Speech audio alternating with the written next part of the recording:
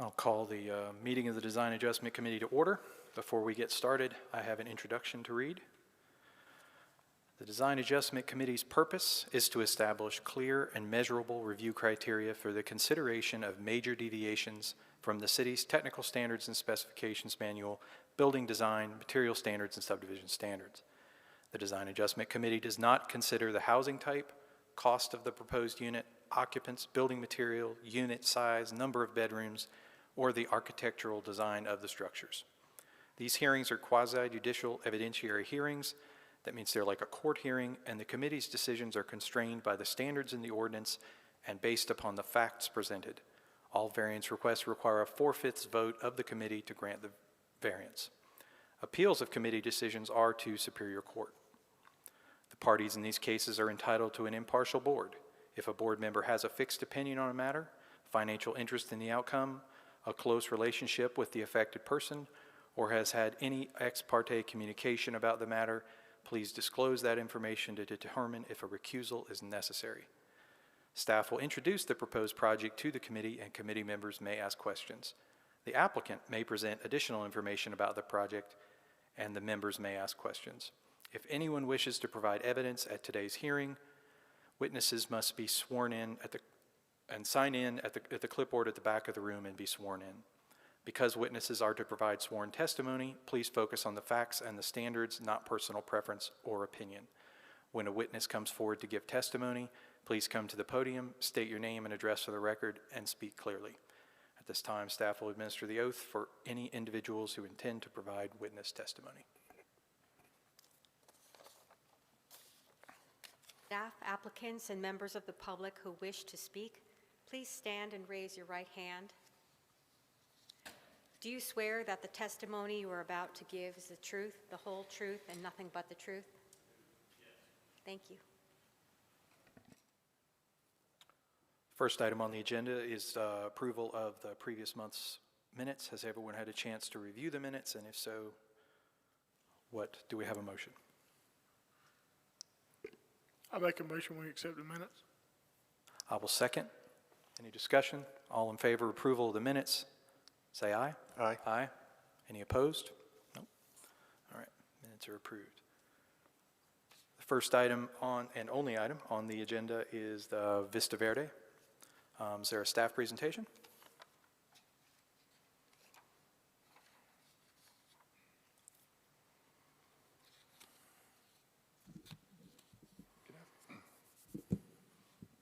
Good afternoon. Thank you, Mr. Chair, members of the committee. Did we lose the projector? Hold on 1 second.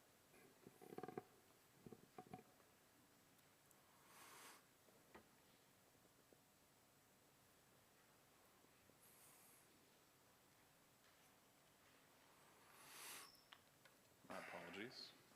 This site, known as Vista Verde, is located at 5651 Greenville Loop Rd.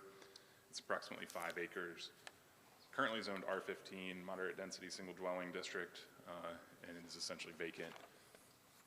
The applicant is requesting a total of 6 design adjustments this afternoon.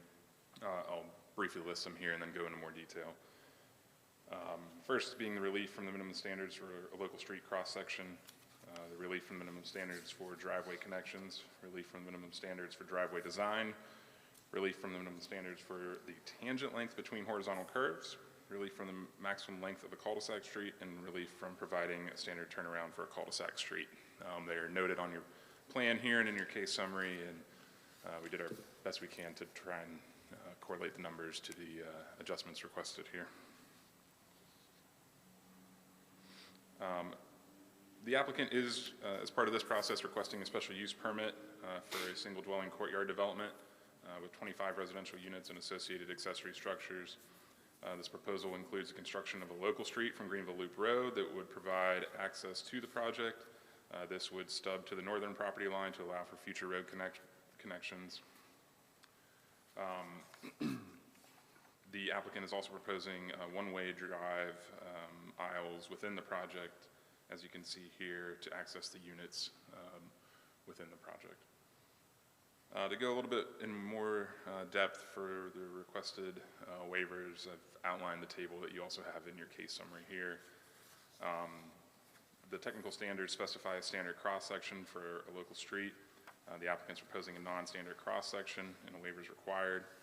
This includes the installation of a 5-foot sidewalk only on the east side of the newly created right-of-way and street, installation of a 6-foot wide plaza only on the east side of the street, and a reduction in the required right-of-way width from 50 feet to 33 feet wide at its narrowest portion. The technical standards also specify the minimum standards for driveway design. The applicant's proposing a non-standard driveway connection at an angle, a non-standard angle of 35.7 degrees. The applicant is also requesting a waiver from non-standard driveway entrances. The city standard requires concrete aprons. The applicant's proposing street-style asphalt aprons to connect the driveway to the street. Therefore, a waiver is required. The applicant is also requesting a waiver from that minimum 100-foot tangent length between horizontal curves. They're proposing a 20-foot tangent length and a waiver is required. The technical standards also specify the maximum length of a cul-de-sac street be no more than 500 feet. The applicant's proposing a cul-de-sac street that exceeds that length by approximately 171.24 feet, and a waiver is required.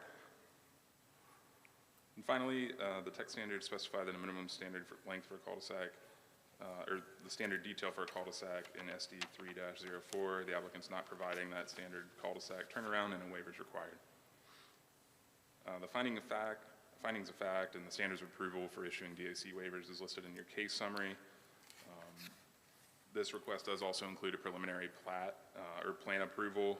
So if DAC were to approve the preliminary plan, we'd ask that the conditions listed in the case summary be applied.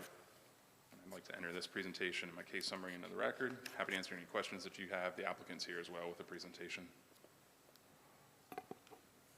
Thank you. Any questions for Pat? I have one. Adjustment number 6, standard detail for residential cul-de-sac. They're not providing one, or they're providing a temporary one? What the applicant has proposed is what's shown on your screen here, and I believe I have a more detailed photo. In lieu of a cul-de-sac, they are showing this configuration with the loop driveway. Okay. I'll let the applicant speak to whether they would like to provide a temporary cul-de-sac at this location. Okay. Any other questions? Thank you. Thank you.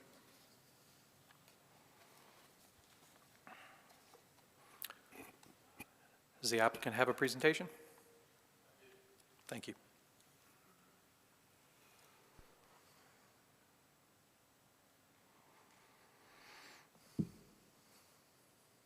Good afternoon. Thanks for letting me present our waiver requests. I prepared a presentation to kind of run through some of the specifics of our project, which is Vista Verde. What we're proposing is new in the city of Wilmington, because it's my understanding that no one has yet developed a single-family courtyard-style development, which is what we're intending on putting together. I'm Chauncey Archer. My company is Brick and Mojo. I own a real estate brokerage, a general brokerage here in Wilmington, and I do offer some land development consulting services as well. And I'll walk you through what we have. Patrick covered some of this already, so a little bit of this will be review. This is a zoomed out parcel map of our site location. I do have a zoomed in location here. We're on the northern side of Greenville Loop Rd, across from Hunter's Mill Lane.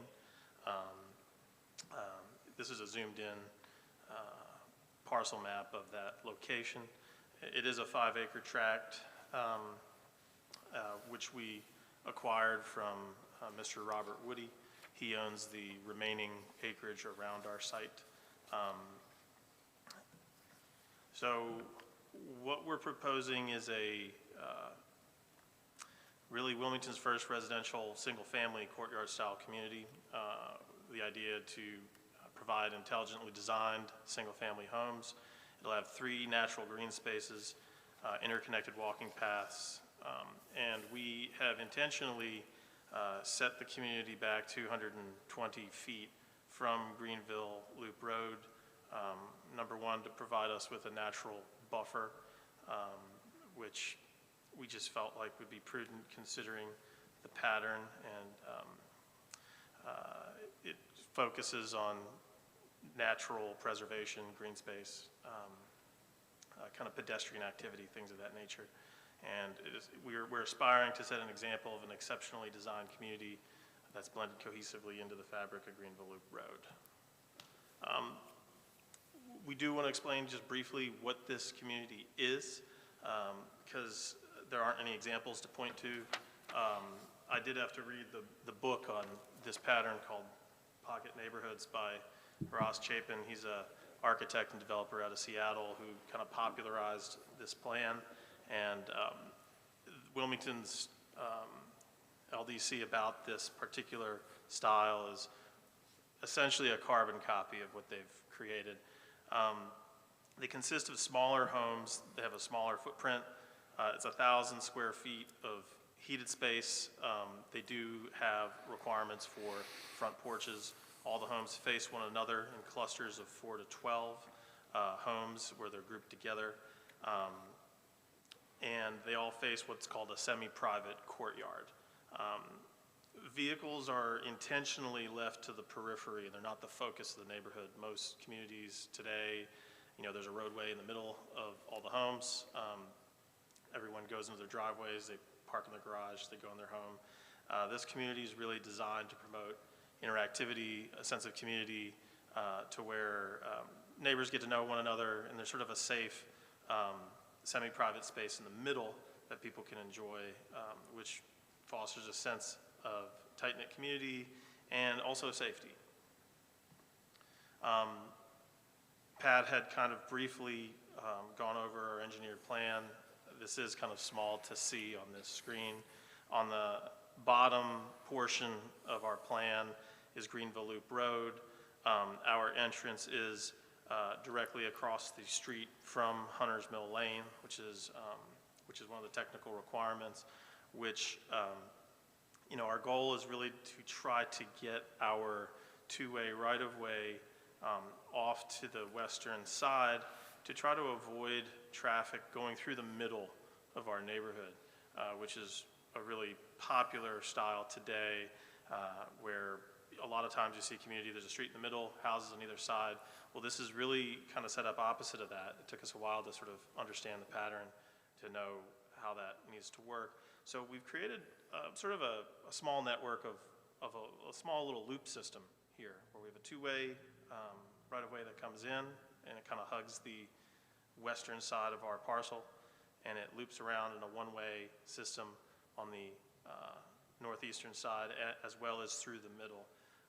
And we've relegated all of the parking and garages, accessory structures, to those areas, which is consistent with the single-family courtyard style pattern, which is to not have parking be immersed within the actual residential landscape itself. It does mean people will need to walk to their homes, which I've received some pushback on that, but people who don't want to walk may not be a fit for this particular plan. Because it essentially encourages that pedestrian activity. The waiver requests that we're seeking, Pat spoke to a little bit. We have a right-of-way technical standard deviation. We have a non-conforming turn angle that we're seeking a waiver for. We are proposing street-style driveway aisles versus the concrete apron style. We're looking to either minimize or eliminate the tangent length requirement between horizontal curves to increase the length of our essentially cul-de-sac technical requirement for a turnaround, and we are seeking an adjustment to that cul-de-sac standard as well. So to highlight where some of these things are, we've taken a little time to specifically speak to each component. Adjustment proposal number one, the current standard, the way it is right now, would require for us to have a 50-foot right-of-way because this proposed plan services more than 15 properties and less than 50, which the way that's broken down is 24 feet of pavement, 2 feet of curb on either side, 6 feet of plaza on either side, and 5 foot of sidewalk on either side for a total of 50. What we are proposing is a modified version of what is called the residential standard, technical standard, which I believe is a proposed standard that has not been adopted yet, which is a 44-foot wide right-of-way, which can serve up to 150 properties if that's approved, which is made up by 18 feet of pavement, 2 feet of curb on either side, 6 feet of plaza on either side, and 5 foot of sidewalk on either side. We are requesting a waiver to not have the plaza and sidewalk on the western side of our project. And we do have some reasons for that, which I'll get to in just a moment. We have a side-by-side here, which is a little small. If anyone needs me to zoom in on this, I'm happy to do that, where we have the current standard on the left-hand side. We've outlined in red and with a, we've highlighted in yellow and outlined in red the column that would apply to a local residential street. And then we have like a visual cross-section of that on the bottom of the left column, sort of with dimensions on it, which are primarily illegible on the screen, as small as it is. But it does make up that initial calculation that we presented on the previous slide. On the right-hand side, we are highlighting the proposed residential standard from Chapter 2 Streets on page 2-3 functional classification. And 1A states that a collector street should be provided when serving more than or 150 or more residential units. That's clearly overkill for what we're presenting, but we are trying to plan for the future, because should this come to pass and everything gets approved, we would like to continue developing in the future. We just want to try to plan ahead today. So what we have done is we have highlighted in yellow the row that applies to residential standard with the dimensional breakdown, and then we have the visual cross-section where we are highlighting the visual and the dimensional components we're requesting the removal of. You know, I'd say there's a few benefits that we perceive from this modification. The courtyard, single-family courtyard style development and pocket neighborhoods in general, they really do focus on preservation, lower environmental impact, less disruption, and we feel like in our original conversations with planning, you know, we felt like perhaps having a very large roadway and a pattern that was developed to have lower impact may not necessarily be wholly compatible, which led us to seeking a waiver in the first place. You know, it would help us reduce some impervious surface by a little bit, which is important on a site like what we have. And of course, there's always material and energy savings and not needing to, you know, pave that extra couple of feet of asphalt. You know, on a public safety standpoint, you know, our entire community, and I can go back to our plan, all of the residents are going to be on the eastern side of this community. No one's on the western side. And the question just became, you know, having a sidewalk on the western side of the street when no one's living there, is that allowing for more vehicular incidents with pedestrians?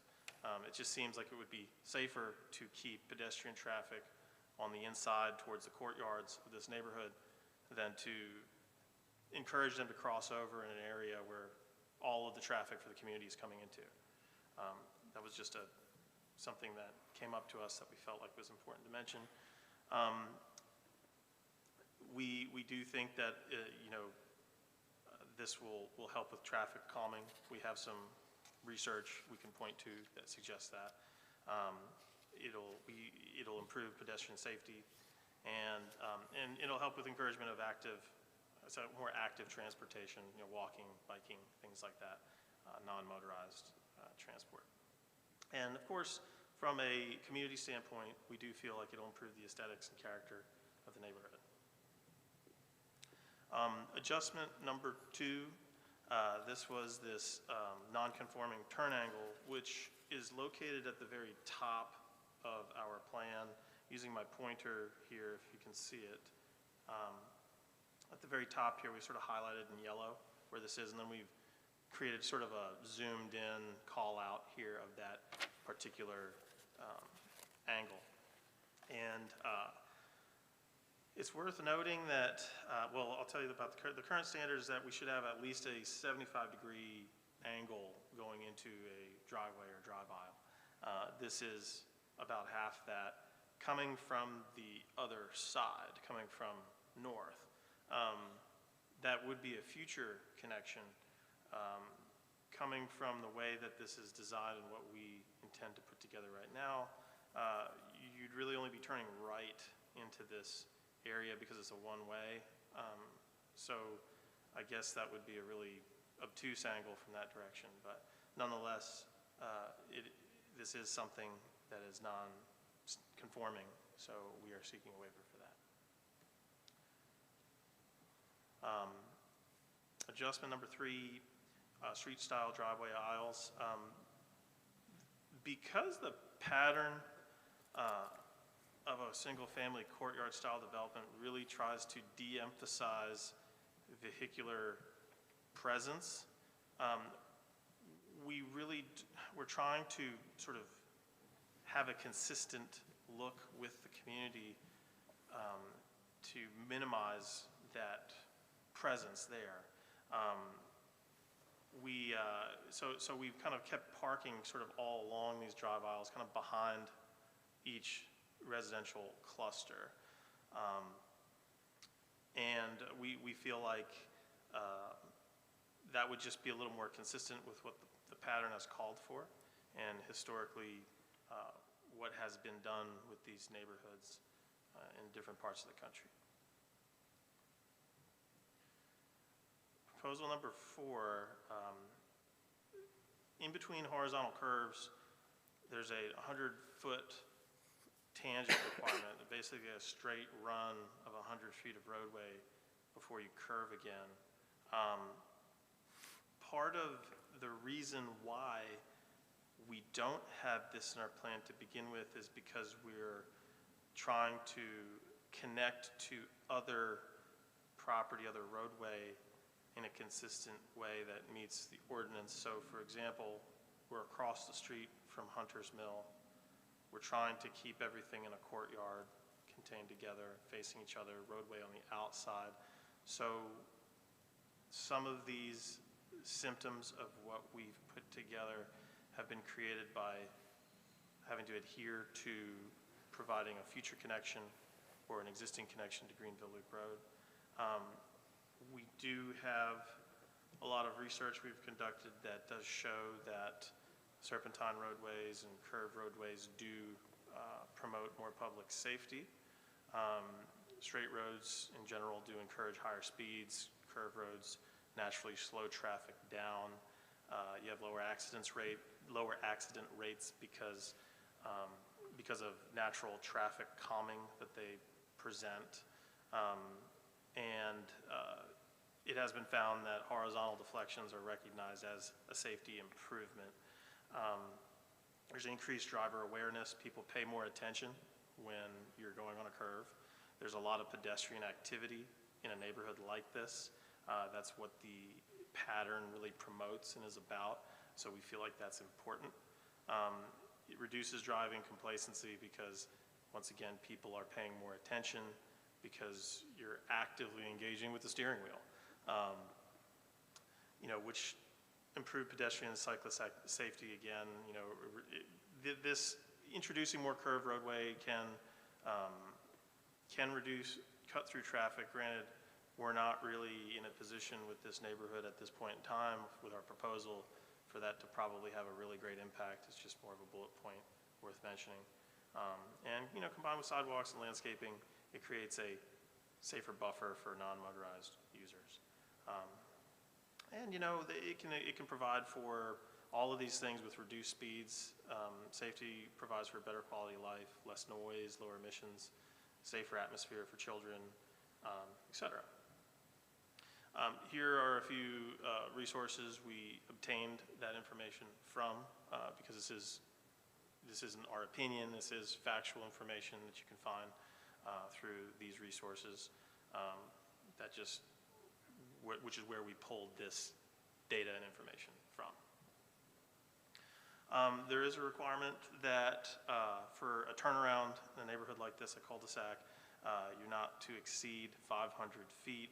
Our site is 671.24 feet deep.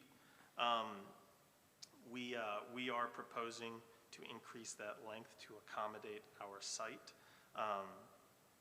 We intentionally moved this neighborhood in the back. We do have parcels that are directly on Greenville Loop Road beside us in order to not necessarily crowd them and to provide us really the ample room required to meet the dimensional requirements of each individual courtyard.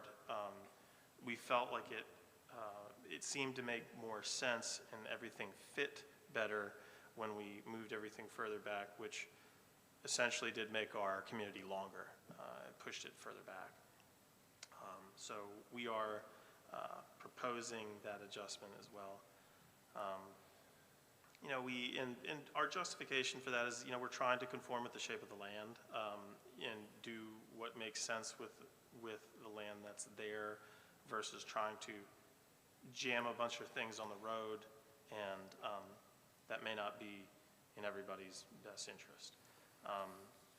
And it also creates a buffer from Greenville Loop Road, which is a busy street.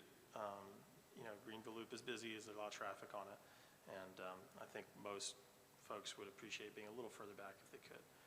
We do have one of our drive aisles that does allow for turnaround within that 500-foot length. Granted, I suppose it's not at the end of our community, it would be in the middle, which you can see on this graphic on the right-hand side.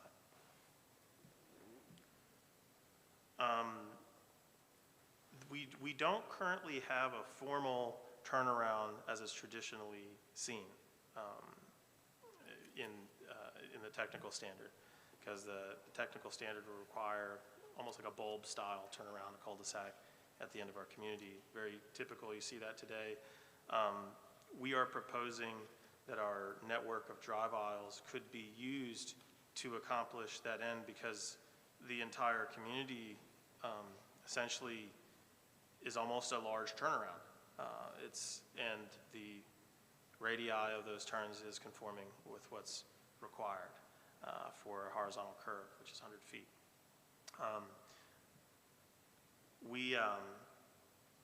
Our civil engineer has proposed that if we do need one, we do have an agreement with Mr. Woody, who owns the land to our west and north of us, that he would allow for us to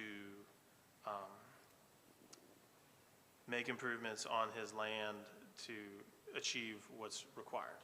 To where if we needed to put a stone turnaround at the very northmost middle portion of our project on the adjacent parcel, we can.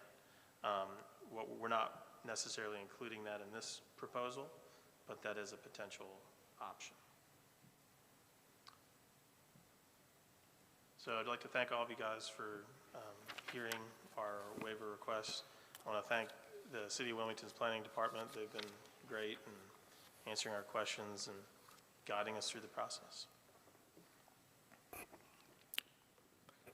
Thank you for that.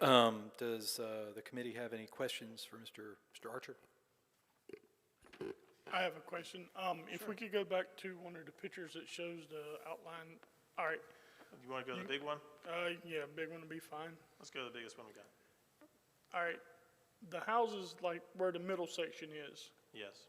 the houses on the closest to Greenville Loop, where was the parking for those? So those little angled structures you see directly south of those structures, those are garages.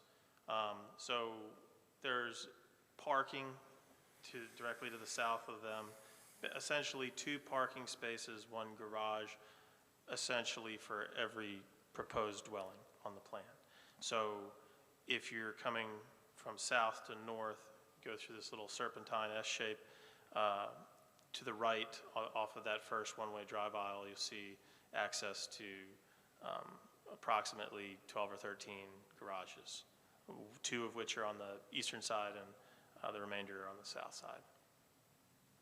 Okay, so like the ones that are closest, the parking spots that are closest to Greenville Loop Road, the people in the middle section on that first loop would park there and walk to their house? Correct, yeah. We have not gone so far as to determine how that would be assigned. You know, I think addressing gets involved with that, and so we're not that far yet. But the short of it is some people will have to walk, you know, and it's by design. We specifically went out of our way to not engage the garages with any particular home. So none of the garages are actually going to be connected to a dwelling. They're all detached garages, and it is like that by design because that is typically what's done with this pattern in other parts of the country. Okay, my concern would be people parking on the street that come to visit because you have 2 parking spots per house. Right. So how deep are the parking spots? Would they allow for like 2 cars back to back or just They the 2 wouldn't side be, by well, side? in the garage, you know, we have a garage and a space behind it, which I think are a typical 20 by 9 parking space. And we have an additional parking spot beside that. So essentially with the garage, it would be 3 per dwelling. 3 per. You know, the homes are small, you know, they're 1,000 feet, and that is something we have discussed. Right now, we're sort of in a proof of concept phase where, you know, will this pattern be accepted in the city of Wilmington? I mean, we're here and we're venturing to say that it will. And if this were to continue, well, then we'd want to explore options for additional parking. You know, if you look to our west, for example, Mr. Woody, he's retained a flag lot beside him. He's got 80 feet, which is one of the minimum dimensional requirements. He was convinced he needed to keep his little dirt road and wanted that 80 feet really badly, and so we agreed to that. But the idea is we would be able to pick that back up, pick up the land to the north of us, and potentially, assuming it complies with the City of Wilmington's ordinance, our intent would be to further add to that type of amenity to allow for more visitor parking. Okay. We wouldn't be able to put homes in 80 feet with the dimensional requirements of a courtyard style development. It just wouldn't fit. So it would have to be really, you know, neighborhood benefit amenity like parking or a little dog park or whatever it might be, you know. Okay.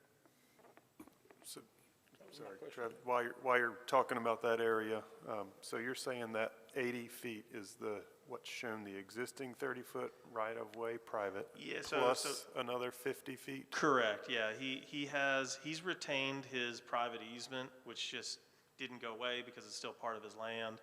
But he originally proposed to the City of Wilmington that he wanted to keep 30 feet, which he couldn't do. And he had to make a choice.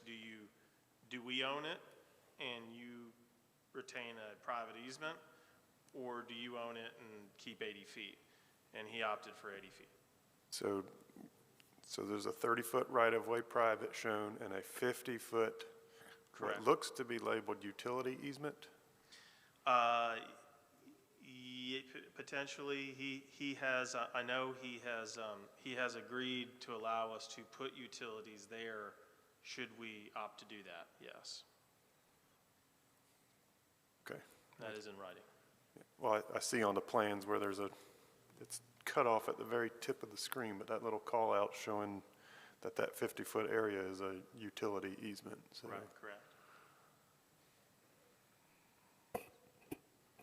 Okay, I just wanted to clarify that area for my own. Of course. I think it's the next slide, or maybe it's a little bit more, but in regard to the sidewalk, Okay. This one right here. yeah, that works for now, thank you. One, just for me, not being as involved in the technical standards update, that is an accurate statement that the 44-foot proposal is compliant with the draft standards. Yes. Sidewalk on both sides, but the width of the right-of-way, yes. Okay.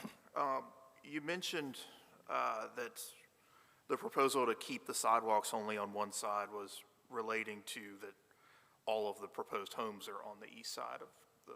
Correct. But then in kind of the next statement was, if this proof of concept works, that there would be future development behind it to the north. Right. And by virtue of where the proposed street meets that next property and the angle in which it does, there would, of course, I think it's reasonable to expect that there would be homes to the west of that street back there. Correct, yeah. The width of our lot is 390 feet right now, and at 425 feet, we have a lot more possibilities with what we can do with the courtyard style development that allows for homes that would be, I think, acceptable, because we looked at this several ways, like should we bisect the lot, for example, and do a courtyard on the left and a courtyard on the right. With 390 feet, the math just almost became impossible to have everything really work with floor plans that, working in real estate and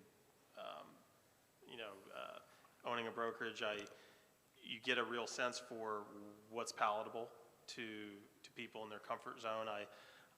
We elected to have everything be on the eastern side just to get everything to make sense. But future development, yes, we would likely bisect the neighborhood, have courtyards on the left, courtyards on the right. At that time, in our opinion, which this is evidentiary, but it would likely make sense to then introduce sidewalks on both sides, because it would serve residents on either side of the street. Does that answer your question, or did I make it worse?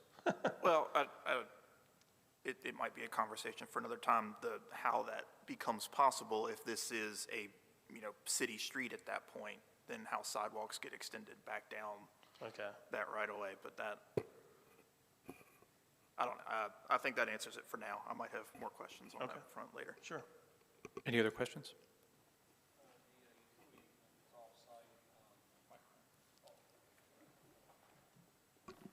Yeah, the off-site utility easement, is that a public utility easement or private? I don't believe it's a public utility easement. Okay. Is I it, could get you that answer definitively, but I'm not aware of that being a public easement.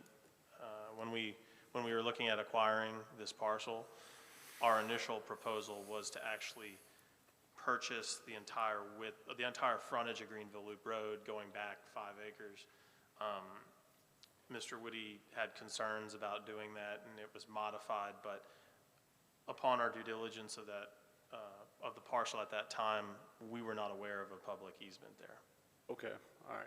So is the intent for these utilities to be public utilities, or are they going to stay private? Yeah, we wouldn't object to that, assuming it'll work with, our plan.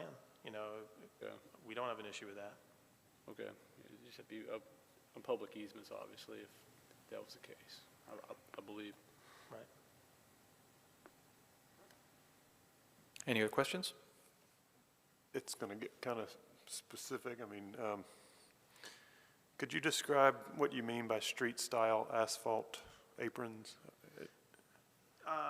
Yes. So, mind you, I'm not an engineer, so Trip Engineering would probably do a better job of this from a technical standpoint. I'm just a guy. But the intent to be a cohesive look where paving would continue through the drive aisles, almost like a street would, to where if you go down your two-lane right away, you turn onto a drive aisle, it'd be a continuation of the same material. Okay, so the driveways would be the same material as the roadway surface. Correct.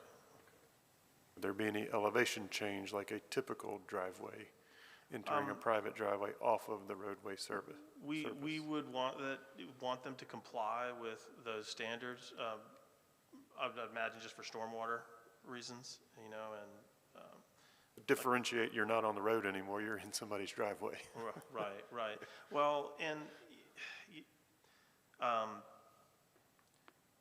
this is something we were, and I don't know if this is relevant to your question, but it may be that this community is what's called the drip line community, where people own the drip line of every structure they own. I learned about this out on Bald Head Island in Brunswick County. They've done that out there where they'll have communities where, yes, it's your driveway, or yes, it's your walkway going up to your house, but it's really owned by the community, and but you still own your home, you own your garage. You may not just own the common elements that are there. So we may view it in those terms. Anybody could park in anybody else's driveway, should it come to that? Well, that's a good point. Okay. You know, clearly I'd need to advise somebody who has a higher level of those types of things. But yeah, the intent would not be, we would have an HOA here, right? So we would have some rules and boundaries and what's allowable and what's not, you know, and likely there would be an assignment of parking spaces, and obviously the garages would be assigned to a specific dwelling as well, to where, you know, somebody couldn't just park in my driveway if they wanted to without my permission. Sure. Regarding the roadway network, is there a reason you even need that cul-de-sac area? I mean, would it not, if you don't know what's going to happen north of here or around here, Right. is there any reason to even provide that? We maybe not, you know, we may not need it. You know, is that what you're asking? Is there a reason why we would need it? It's been our assertion that we feel like we have adequate turn radius to get around, for emergency vehicles to get around the neighborhood, because I know that's important, providing additional pathways through the neighborhood, just so people don't get stuck or they have a different avenue. We believe that this accomplishes that by virtue of just the design itself. So it's our opinion that we don't need one, but that's not how the technical standard reads. So if it were well, okay. I'll reserve later discussion on that. So future road connection, so you're proposing this to be a public two-way roadway skirting through this development and Yes. terminating at that cul-de-sac area, okay? All right, that's it. Yes? All right, Mr. Archer, I promise, we probably will be calling you back up again, but Sure. I've got to get the public hearing open, and Okay, sure. we may have some more questions once we get into the discussion of the individual waivers. Okay, great. Thank you. Thank you. At this time, if there's anyone from the public who wishes to speak, I will open the public hearing. There was somebody here. Guess not. Seeing none, I will close the public hearing. So, Pat, as I do on every project, we have the 6 waivers and the plan, what did you call it? The preliminary plan approval? Okay, so each of those is a separate item. Many of these waivers are very similar and are sort of connected, but we'll go through them one by one. Oh, I do have a question for the applicant. Can the applicant come back up, please? We talked about this just before the hearing. I noticed that looking at the non-standard, which would be adjustment number 1, the non-standard roadway did not include any reference to the required 10-foot non-municipal easement. That is an easement that's required outside of the right-of-way for non-municipal utilities. The technical standards requires that is provided on both sides of the road. I didn't see any reference to it in the waivers requests, nor did I see any reference to it on the the plan sheets, but it didn't also look like it's being provided either. So I was wondering if you could clarify your intent there. Is your intent to provide that 10-foot non-municipal easement, or would you like us to potentially incorporate that waiver into adjustment number 1? We would like to potentially incorporate that into waiver number 1. Would you be able to provide it on the east side, the west side, or neither? We could provide it on the east side. Okay. And just this plan can look a little confusing because of there's boxes on it that indicate dwellings. But it's worth understanding that those boxes are not necessarily all structure.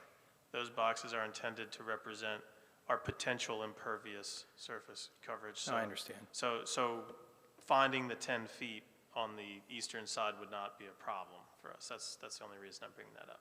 Oh, okay, I see what you mean. Yeah, because there wouldn't be any structures permitted. You know, I'm looking at unit number 1 would be a potential issue Right. with that requirement, so that would potentially have to shift. All right, and Michael, you're okay with incorporating that requirement for the non-municipal easement, which is a component of the non-standard. It just wasn't specifically called out in the request. Are you okay if they incorporate that into the current request? Yes. Okay. So the committee members would sort of factor that into their consideration for, adjustment number 1 is a request for a waiver from the non-municipal easement on the west side. Now, I will follow that up with a question, which is, I know you're putting sanitary or sewer utilities, storm extension in that utility easement on that sort of flag lot. Would you not have the ability to dedicate non-municipal easement through that area for extension of future utilities? We potentially can, but we don't own the land yet. And Mr. Woody does have an agreement with us that he would allow for us to do that. It's just not there currently, and it's not a property we own. So we would be okay with that. Just Mr. Woody would have to honor his written agreement, which I suspect he would have to do. Okay. Understood. Sorry. Again, probably won't be the last time. No, but it's okay. Thank you. I cleared my schedule for you guys today. I'm good. Nice. We could go for all day if you want to. Hopefully not. Okay. Yeah, that's all we had for now. I mean, if you want to hang up there, that's fine, but it's, so what does the committee think about whether we can start with waiver number 1? Any comments, concerns? I do have some concerns. I guess there's multiple items within that, but Yeah. This doesn't even, so this is the cross section, okay. I'm gonna keep that separate from the tangent length. 18 foot of pavement, we would be allowing a narrower portion of paved traveling surface, but we're giving up sidewalk on one side. I mean, it feels like that's a losing battle. I mean, we don't know what's going to occur on the west side of this. I agree. I think that Continuation of this public roadway to the north, that we don't know what's going to happen with that. the alignment of the road, putting it back into the middle, as Travis already mentioned, you're creating the need for potentially for sidewalks on the other side with that alignment. I think if it just stopped at the, at the property line and then let the future extension dictate how they adjust the alignment of that future road makes a lot more sense to me. I can't see a lot of justification for eliminating, because I definitely don't want to get to a situation where you're providing sidewalks on both sides and then you have to cross them back over to one side, on the southern portion here, on that future extension. So I'm in this current alignment. I can't say that I support that waiver and associated waivers, which would be the tangent length and and stuff like that. I can appreciate definitely aligning the driveways on Greenville Loop Road and the waivers that are associated with that. I think that, and you've got a nice little tree save area there right at the front of the site. So I think that, you know, that's definitely something that we can work with, but, you know, I'm struggling with some of the other things. So, any other comments from the group on waiver number 1, specifically, the non-standard?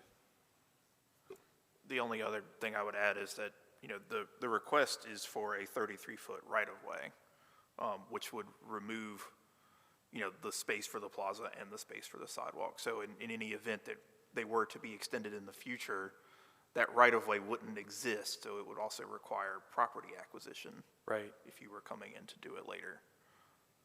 Right. If they had the full 44-foot width, they would have the ability to add sidewalk, add, you know, whatever. In this case, you know, also, you know, I was looking, not only are you, you know, that you've got, by my math, you've got 2 feet beyond the edge of the back of curb, you know, before you hit the right-of-way line. You don't even have room for street trees on that side of the road, or any kind of utility installation or anything like there. So now I understand most of the utilities will be on, you know, the east side to serve this particular project, but it's a stub road for the future development. I mean, you look at an aerial photograph and the property that exists to the north is substantial. And this would be, you know, just about the only way out in the future. And so while it may work well for this particular neighborhood at this time, it doesn't set the table very well for future extensions. So. And that was one thing. Can you change to the page with those 2 tables? I think it's maybe the next page. Yeah. You know, it was mentioned the number of dwelling units dictating the right-of-way width. We don't know how many units, so we would be, like you said, we'd be hamstringing ourselves by building an insufficient roadway should that number of units exceed that next level. Yeah. I'm not as concerned about the asphalt width. I mean, you know, the proposed standard is 22 feet, so which is an 11-foot travel lane versus a 9-foot travel lane. But I feel like all of the points that the applicant made about traffic calming and, you know, neighborhood scale, you know, would still apply. I mean, I could get on board with a 9-foot travel lane, but, you know, the lack of,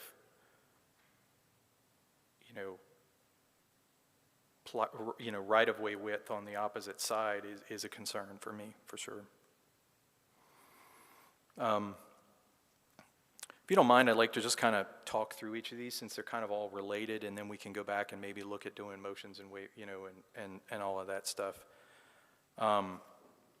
Because again, jumping to number 2, the driveway at right angles to, that if they just didn't pull that roadway into the middle of that lot and they just stopped it at the property line, and then let them sort of create the curvature in the future expansion, they don't need a waiver. And it solves this, the sidewalk issue. So it's like, I can't see the benefit to that one either. I guess I can appreciate the ability of a vehicle to utilize the roadway network for the loop, but you're also sort of losing that public-private delineation there. You're forcing public vehicles to use a private drive aisle to get out of the neighborhood, and that may not be in the best interest of the project.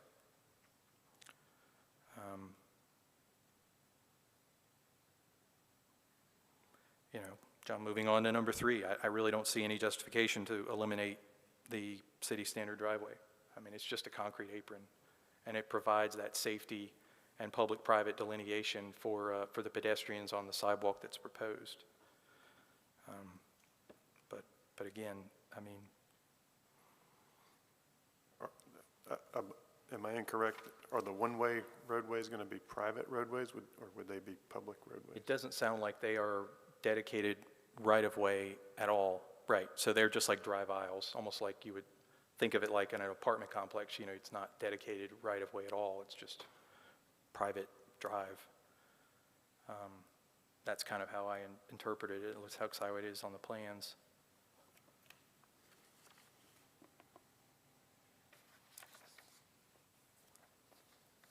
I think for adjustment 4, having that, and I understand narrower roadways generally influence slower speeds, but having narrow roadways and no tangent length between some curvature, I'm imagining,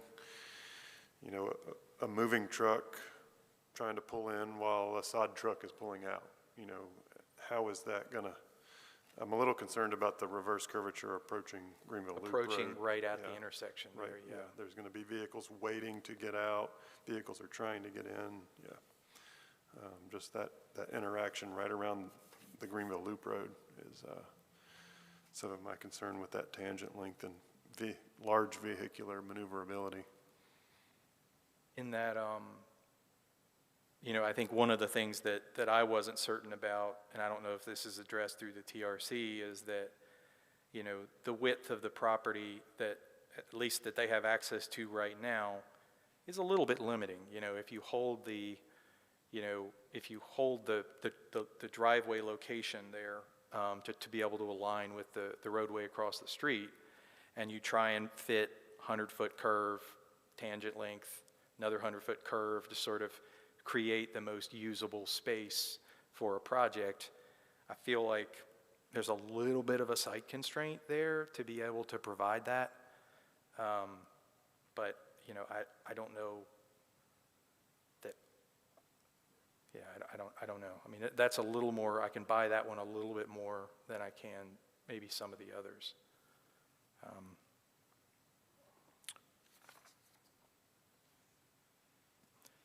And then,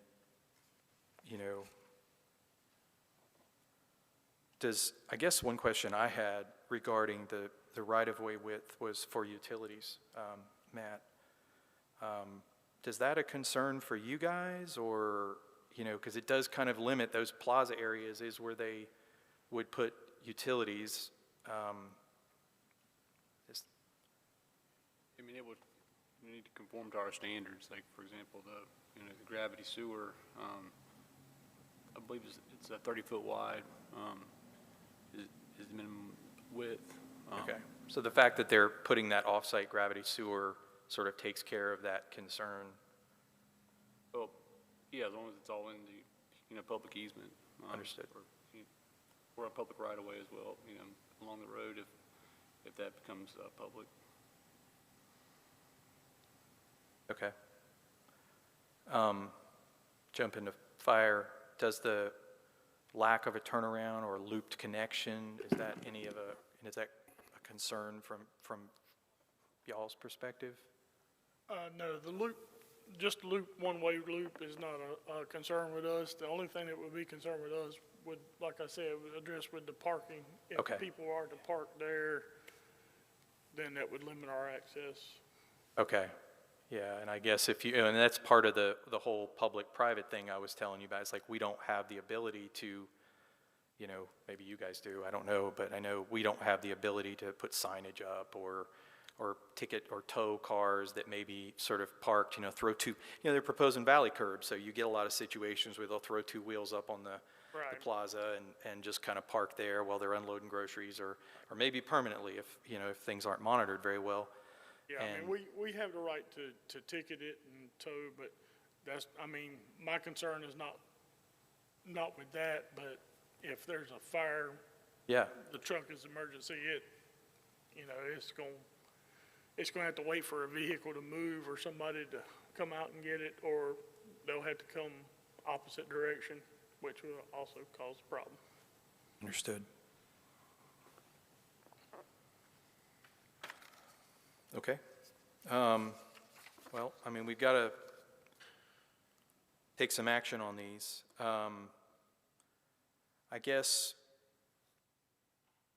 before we vote on anything, I will give, having heard the discussion, does the applicant have any response that they'd like to share to any of the discussion that we've had?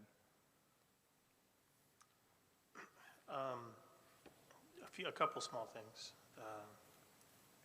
And I kind of mentioned this before, on the eastern side of the proposed two-way right-of-way here highlighted in yellow, those squares that are currently close to those areas, it's not our intention, and nor is it possible for us to fully occupy those squares. Because, for example, we have a maximal amount of square footage of 1,000 square feet. Those are 1,400 square foot boxes. And the idea behind that was, well, we may have a walkway, we may have front porch, et cetera, that'll occupy impervious surface. Certainly the entire, and we had to kind of maximize more room than we thought we would need, because it's not our intent to necessarily have everything be exactly 1,000 heated square feet. There likely will be dwellings that are smaller than that. So that would allow for us to have an easement on that side comfortably.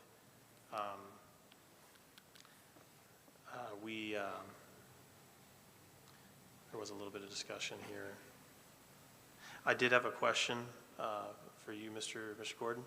I know you had expressed some concern, and I didn't catch all of it because I'm not trip engineering. So you had talked about some of, for me, I would like to understand the problem a little more clearly, about the way that the sidewalk would be interacting potentially, because you had talked about future development and then coming back, and I wasn't clear on what the concern was exactly. Yeah, so you're pulling the roadway alignment back into the middle of the site for future extension. Okay. And that will lend itself towards, putting units on, both the east, but I guess it would be the east and the west side of this new extended road. Okay. And in that configuration, you want sidewalk on both sides. Okay. And if you do that, and then they get to, they're walking towards Greenville Loop Road, and they hit your site, and they've only got sidewalk on one side, you're forcing them, putting a mid-block crossing or something like that to sort of get everybody on to one side of the road. And to me, I feel like I could potentially support sidewalk on one side of the road, if with the roadway on the, west side, like you've got it for the bulk of your project, because there's really no users on the other side, no potential users for the other side. But when you bend it back in like that, you're creating that potential, you're creating that conflict with the future development. And the same would apply for all the other aspects that you use a right-of-way for, like utilities. It may make sense to have utilities on that side of the road and have need for that. So I don't know. I mean, we can't dictate design really, but my preference would have been like you're almost doing the opposite. It's like bending it into the middle of the site. You're creating that curvature that I think probably is good for a neighborhood, but at the same time, you're sort of going against some of the justification for the waivers that you're proposing. I do have some concern about, having that narrow right-of-way potentially being able to serve the future development project.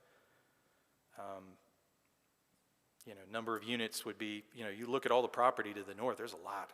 And that's not your problem, that's not your problem to solve. We can't make you, design We do have a calculation on if this were to be maxed out. If we were to take this concept and apply this across all 29.25 acres, and this is even assuming we could get it all to fit, which we might not, we could get 142 units total. So the significance of us putting in the 150 and listing that, that standard for us was just that we wouldn't be able to meet that or even beat that, assuming we got that far. Yeah. Okay. All right.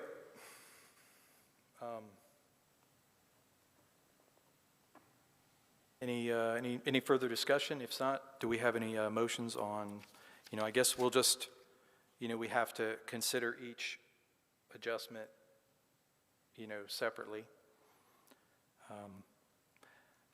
I think we can approve it with conditions, but we can't, deny it and approve certain aspects of it. It has to be kind of the other way, I guess. So if there are certain elements of this that you're more comfortable with than others, it would be added as a condition.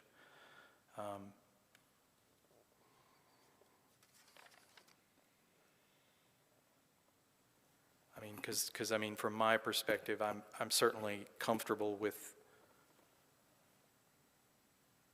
a reduction from 50 to the 44. I'm less comfortable with sidewalk on both sides and, elimination of the plaza, which would eliminate street trees on both sides. It doesn't set the table for future extension, so. I'm not comfortable with 33 foot of right-of-way for this area that's at the head end of all the potential, yeah. Question for staff. If we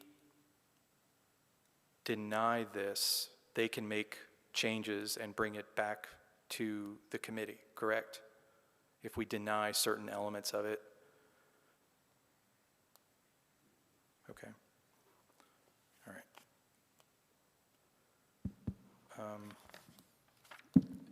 Mr. Chair, I believe if you deny it, they would have to reapply. But they could come back to the DAC. So, but if we took potentially, if we were requested to table it, then they could come back with a revised design that potentially addressed them. Is that correct? I believe it would be a continuance, not Continuance, a excuse me, tabling. I'm Because sorry. if you table it, you'd have to take it off the table at the next meeting. I'm sorry, I don't know what the terminology, I apologize, but a continuance. If they requested a continuance to address some of these issues, then we could consider those at the next time, as opposed to if we deny certain elements, then they would have to reapply for consideration. That's correct? Well, if you denied certain elements, those elements, if they wanted to pursue them, would have to come back. If they made changes to comply with what was denied, they would have to comply with what was actually approved here today. So if you approved a preliminary plan but then denied half of the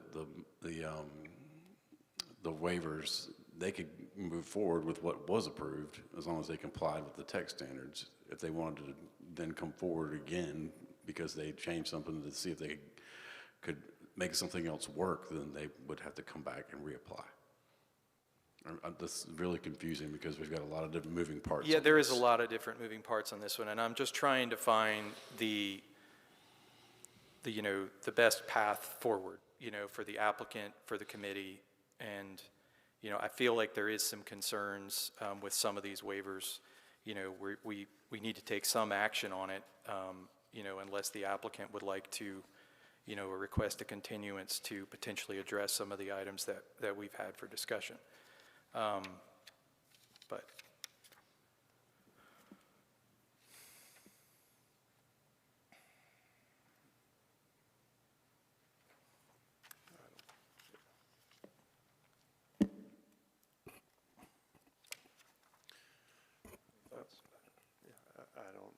I'm just struggling with.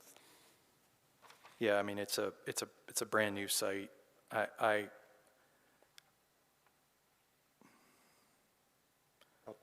mean, so where I'm not in favor of number 1, number 6.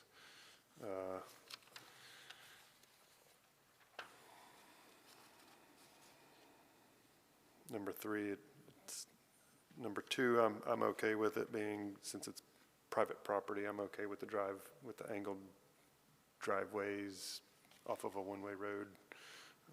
If they want to pave their driveways in asphalt, okay. That's on private property. It's the tangent lengths and the roadway widths. The lack of tangent lengths and the roadway widths. The length of the cul-de-sac, I'm not too concerned about. Yeah, I mean, they've got a bona fide site constraint there that they, Well, and they're providing access, circular movement around their Yeah. site, so. But that little future road, number 6, that future road stub, it just doesn't look right to me. yeah, I'm with you. And I would probably go a step further and I have potentially an issue with number 3. I don't see any real justification for providing, city standard driveways. I think that creates a safer network for the pedestrians on that sidewalk, and it creates that delineation between public and private. I don't feel like it, there wasn't a lot of real justification or sort of harm to the neighborhood I don't see any sidewalk across the driveways, but. Well, no, I mean, what they're proposing is, I'm assuming what I'm looking at is ramps down, potentially a crosswalk, ramp back up, right? I mean, it would have to be. If there's any kind of grade difference, they'd have to have some sort of an ADA symbols? ramp. No, I'm talking about right here, Oh, okay. there, and then there. I thought number 3 applied to each of these individual driveways. Well, okay, I'm glad you mentioned that. I had interpreted waiver number 3 to apply to the 3 connection points for the drive aisle to the public street and not each individual private driveway. That's correct. Okay. Yeah, yes, it's the Okay. 3. Driveway. Yeah, so if the applicant, does the private drive in asphalt and wishes to create their individual unit driveways out of asphalt, great. I mean, I misinterpreted that. Thank you for clarifying that. So I am in disagreement with number 3. okay.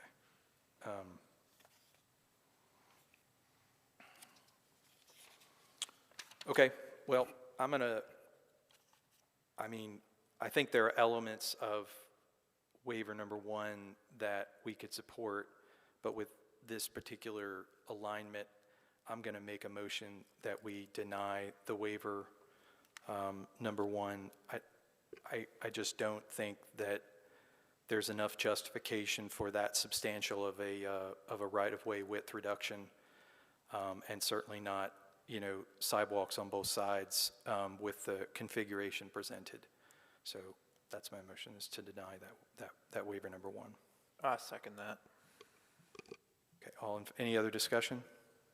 All in favor of denial of waiver number 1, say aye. Aye. Aye. Opposed? Okay, so that waiver is denied.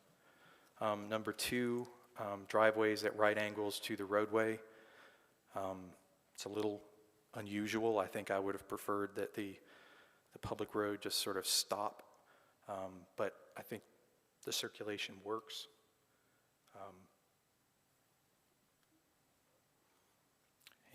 Any motions on that one? Driveway shall be at right angles to the roadway. It's just that. It's just up by that. So.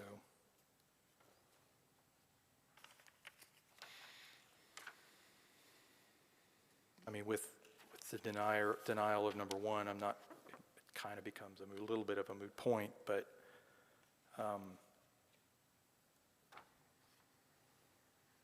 So the only potential movements would be I'm going to call it a northbound right into that one-way drive aisle and a southbound left into that driveway aisle. southbound left, right. Yes. Maybe that, yeah, that's, You don't have too many conflicting movements there. If that would have been an out and not an in, it would have been a different story.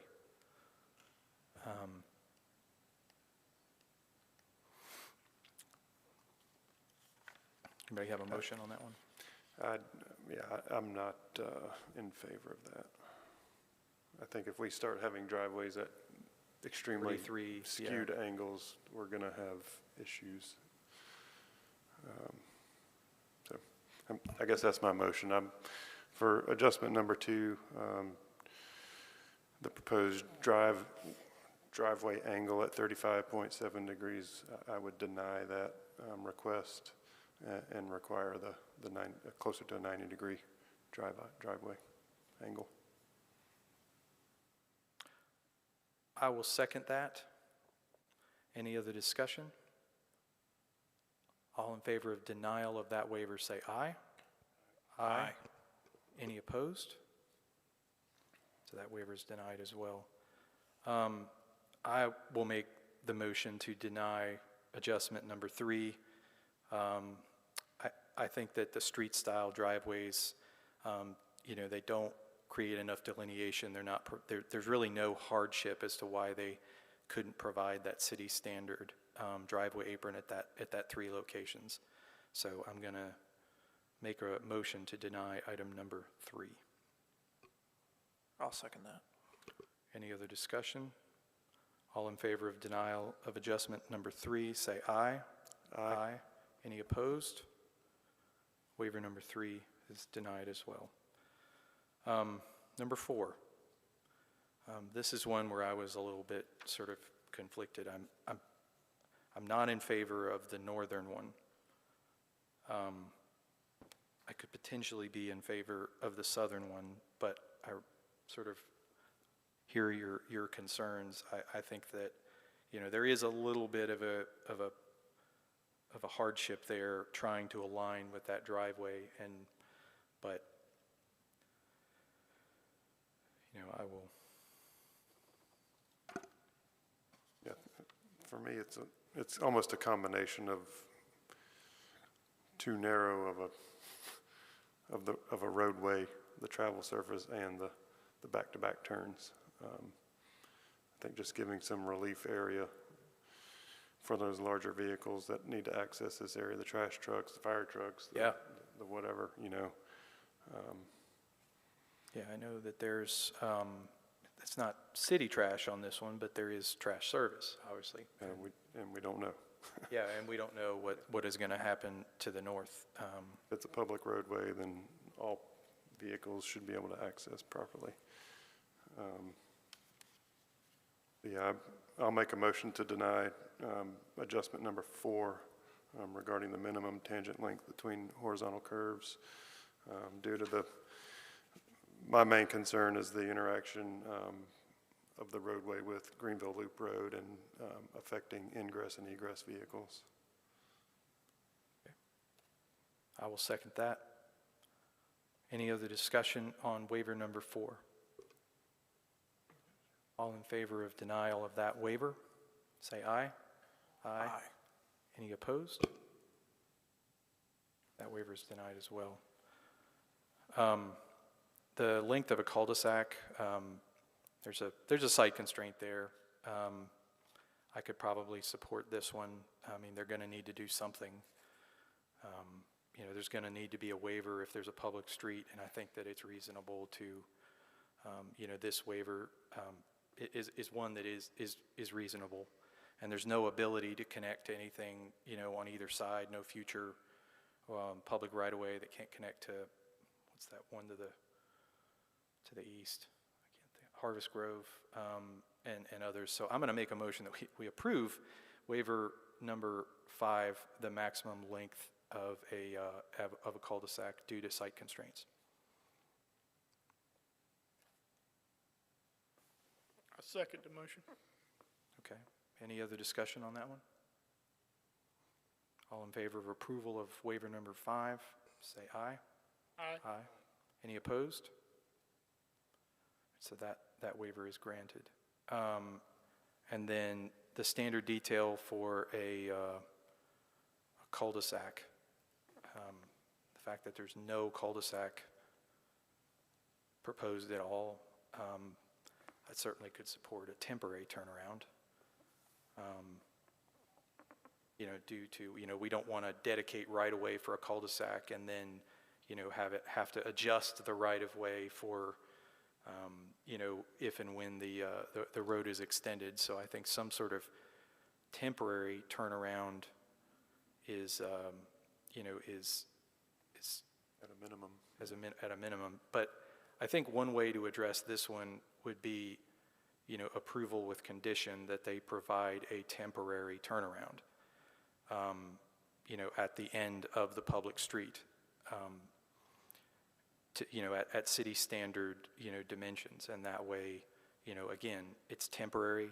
I think they have it in a temporary construction easement. I'm not sure what the appropriate easement for that is. But, that with the other waivers that have been denied, there's going to obviously have to be some adjustment to the site plan. I would make the motion to approve adjustment number 6 with the condition that they provide a temporary turnaround or cul-de-sac, per, city standard dimensions. I second the motion. Any other discussion on adjustment number 6? All in favor say aye. Aye. Any opposed? So that waiver is conditionally granted. Which brings us to the last one, which is the preliminary plan approval. And I think with all of the adjustments that have been, I like the concept. In spite of all of the, the waivers that have been requested, I hope there's a way to work it out. But, I think that there are some concerns with the, the public infrastructure that's proposed, and so I would not be in favor of approval of this preliminary plan. Yeah, I would agree. There's too many concerns to approve the plan as shown. Yep. So I guess I'll make the motion to not approve the preliminary plan due to the waivers that have been denied previously. Second. Any other discussion? All in favor of denial of the preliminary plan, say aye. Aye. Any opposed? All right, so that preliminary plan is not approved. So I believe that concludes this agenda item. And that would conclude the agenda. We are adjourned. Thank you.